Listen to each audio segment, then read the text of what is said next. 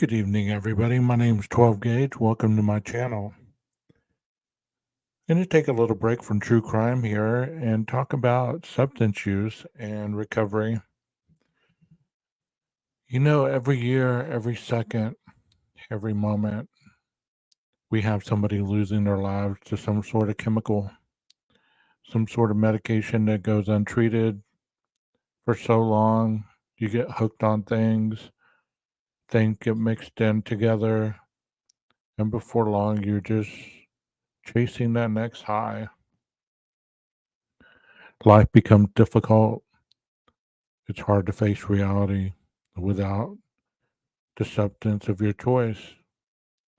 And it doesn't always have to be a substance. It could be money, it could be pornography, it could be gambling, it could be food, it could be video games, it could be your cell phone, it could be your job, something that you turn to escape from life and its reality, to start to cause issues in your life. If you've ever tried to stop and you weren't able to do it and it kept taking you back, excuse me, then you might have a problem. If you do have a problem, reach out and try to get some help. Whatever state you're in, whatever country you're in, try to find some help because you can't do this alone. I'm going to play a video from a treatment center that describes the first week of treatment. That way, people can get some kind of insight if you've never been to treatment, a little bit of what it's like. So, here we go. Let's go to Green Mountain Treatment Center.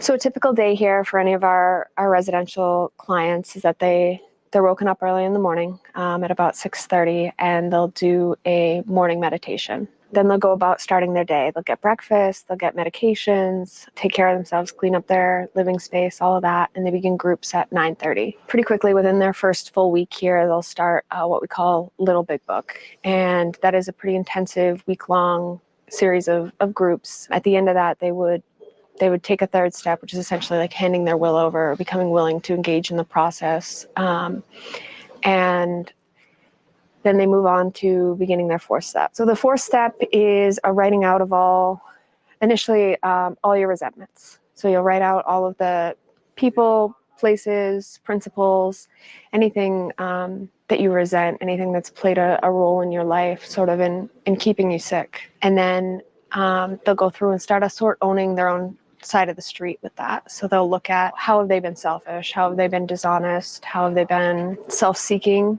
and what are they afraid of. The fourth step is definitely the most intensive. Takes a long time, it's a lot of work, and it brings up a lot of emotions for a lot of the clients here. It can be incredibly difficult. It's a sort of processing of everything that's ever happened in their lives and sort of owning your own part. Other facilities will sort of touch on the steps. They won't actually do any work through them. They'll tell people that there is a solution, but they won't get them started in the footwork to get that. And the more our reputation spreads as being a center that actually helps achieve that, the more people are interested in coming in the doors.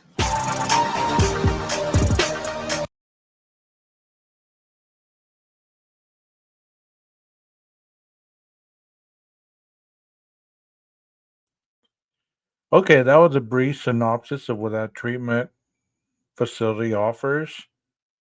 And I can tell you, I've worked in a rehab such as that before, and it's not the most pleasant when you're first there because you're kind of scared. Most of the people that have came through there are kind of scared or squeamish. They don't have an understanding of what they've done to themselves to allow themselves to be in a place such as that. Now I'm going to go over the 12 steps very briefly and give you an understanding of the step that it takes in order to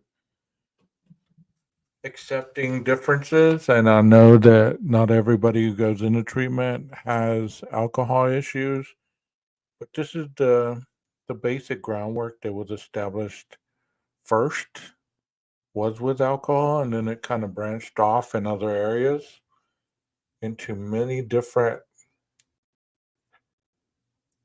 areas for self help to stay clean and sober. Number one says we admitted we were powerless over alcohol, that our lives had become unmanageable. This first step is admitting that you're powerless over something. This is surrender.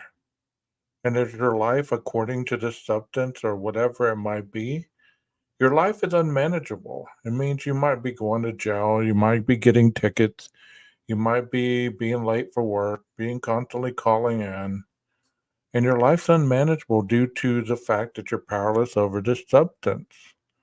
Number two, came to believe that a power greater than ourselves could restore us to sanity. By the time you work these steps, you're going to realize by the time you get to 12 that you have done a total reformation of the mind. You're going to reprogram yourself into a different mode of thinking and believing and understanding about who you really are, who you used to be, and where you're going. So, coming to believe that a power greater than you can restore you to sanity basically means that you're surrendering your life to something greater than yourself, whatever that might be. Something that will keep you clean and sober because you believe that this thing will restore you to sanity. Number three, made a decision to turn your will and your life over to the care of good, orderly direction as you understand it. So there's a lot of individuals that they see the God word and they instantly want to run because they haven't had a good experience with God of their understanding.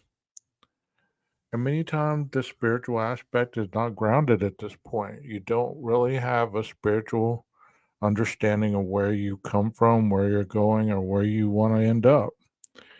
So I would suggest that maybe you use it as an acronym for good, orderly direction.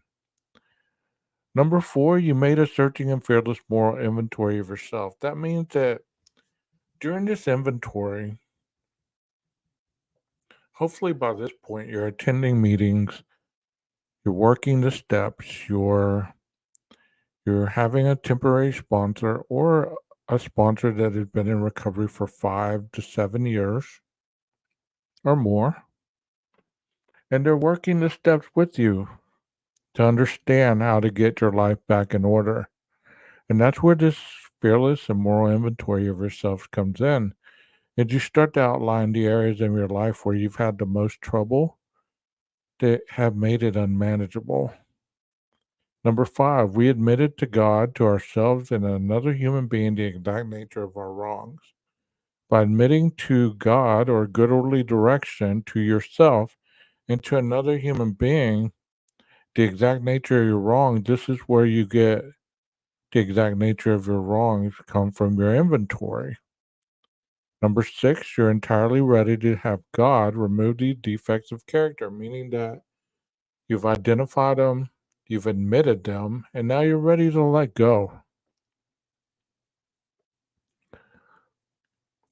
Humbly ask Him to remove your shortcomings, meaning that you continue to meditate, pray, or whatever you use to get into a conscious contact with your higher power to remove your shortcomings.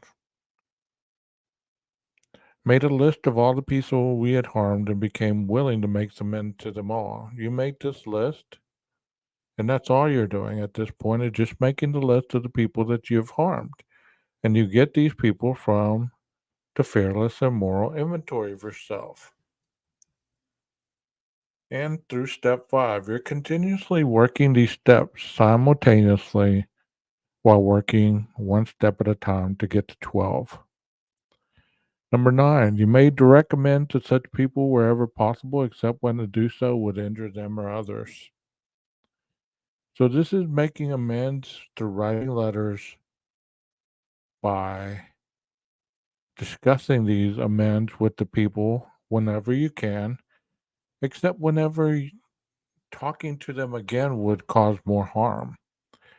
An example I've always heard is like if you've had an adulterous relationship with somebody, you wouldn't necessarily go and knock on the door and talk to their husband and ask for the amend just because you're trying to cleanse your soul, because it's going to cause more problems, especially if the husband doesn't know.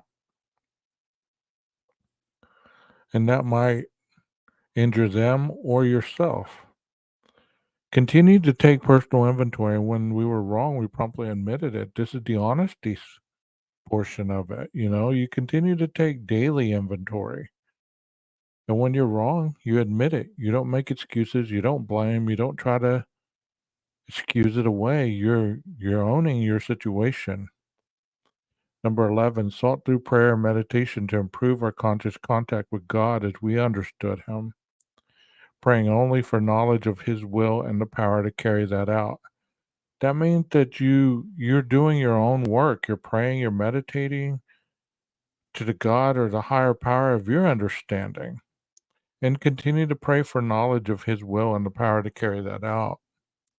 Number 12, having had a spiritual awakening as a result of these steps, we tried to carry this message to alcoholics and drug addicts to practice these principles in all of our affairs. That means in order to keep it, you must give it away. So when the newcomers come in the door, that's when you're giving your goodness, so to speak, or your rebirth away, your positive energy to help others in order to continue to cleanse the shortcomings that you possess. And that is a short rendition of the 12 steps. So anytime that you get ready to start working toward change, it is always suggested that you work these steps because they can change who you are, where you're going, and where you've been. Recovery's not easy. Like they say, drinking and drugging is the easy part. Living is the hard part. Because every day you have to wake up to you. To you. So I hope you enjoy that small understanding of recovery. And if you're having intense problems with detoxing or coming off chemicals, please do not do it alone. Please find a hospital to attend to possibly get into a state-funded place for you to detox, or at least a place that's safe for you to be monitored so you just don't quit cold turkey.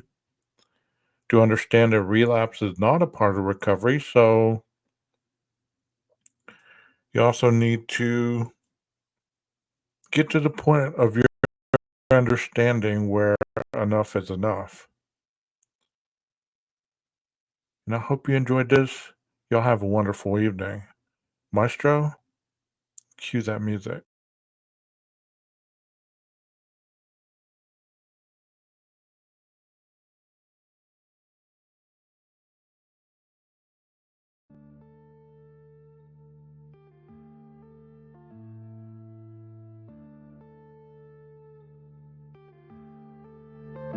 Yeah.